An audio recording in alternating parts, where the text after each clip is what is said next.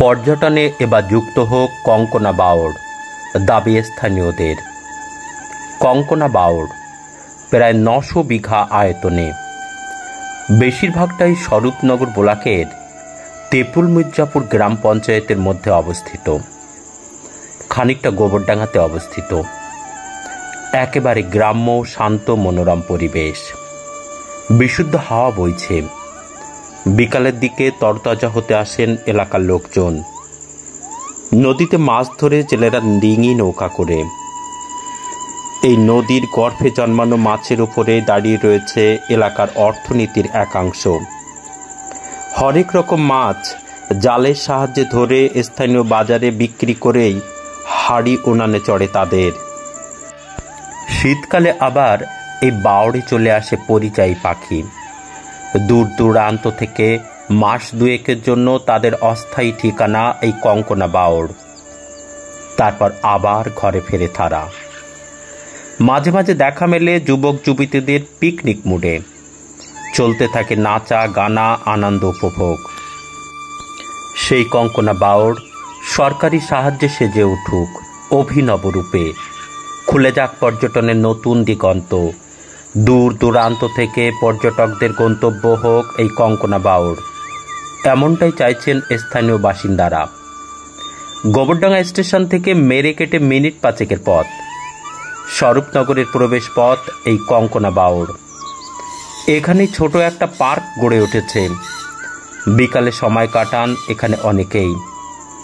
পর্যটনের মানচিত্রে কঙ্কনার বাওড় চলে এলে বদলে যাবে স্থানীয় অর্থনীতি, এমনটাও স্বপ্ন দেখেন স্থানীয়রা।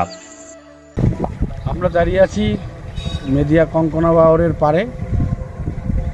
এই কঙ্কনা বাওড় মেদিয়ার সূত্রপাত থেকে আমরা আমাদের জন্ম থেকেই দেখে আসছি, এবং এই কঙ্কনা বাওড় বর্তমানে যেভাবে অবস্থান করছে, কঙ্কনা বাওড়ের উপর দিয়ে একটা রাস্তা আছে, রাস্তা দিয়ে মানুষ চলাচল করে। মেদিয়ার প্রবেশ পথ হচ্ছে কঙ্কনা বাওড়ের উপর দিয়ে রাস্তা। কিন্তু এই কঙ্কনা বাওড়ের উপরে এখানের যে পাড়া থেকে বিভিন্ন রকম মৎস্যজীবীরা এখানে আছে, আপনার মৎস্যজীবীদের জন্য পাড়া আছে, প্রচুর মৎস্যজীবী এই বাওড়ের উপরে নির্ভরশীল। এবং এই বাওড়ের সংস্কারটা বিশেষভাবে প্রয়োজন, তার কারণ এই বাওড়ের একাধারে যদি সরকারি সাহায্যের গভীরতাটা বাড়ানো যায়, তাতে জল ধারণ ক্ষমতা যেমন বাড়বে, পাশাপাশি বিউটিফিকেশন করে, মানে সৌন্দর্যায়ন করে যদি বাওড়টাকে নতুন রূপ দেওয়া যায়, তাহলে প্রচুর পর্যটক এখানে আসতে পারে। কারণ আমরা জানি কঙ্কনা বাওড়ের উত্তর দিকে একটা বিনোদন পার্ক আছে গোবরডাঙ্গা পৌরসভার, পাশাপাশি এটাকেও যদি বিউটিফিকেশন করা যায় তাহলে প্রচুর পর্যটক আসবে।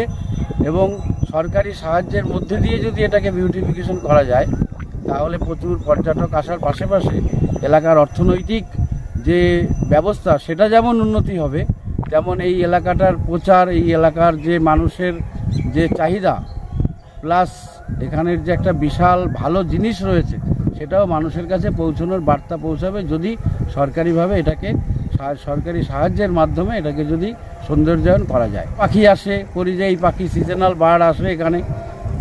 শীতকালে প্রচুর পরিযায়ী পাখি এখানে আসে, আবার একটা সময়ের পরে তারা চলে যায়।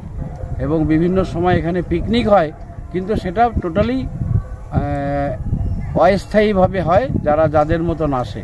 সেরকমভাবে পার্মানেন্টলি কোনো ব্যবস্থা এখানে নেই। আপনার নাম? গোবিন্দলাল সাহা, মেদিয়া।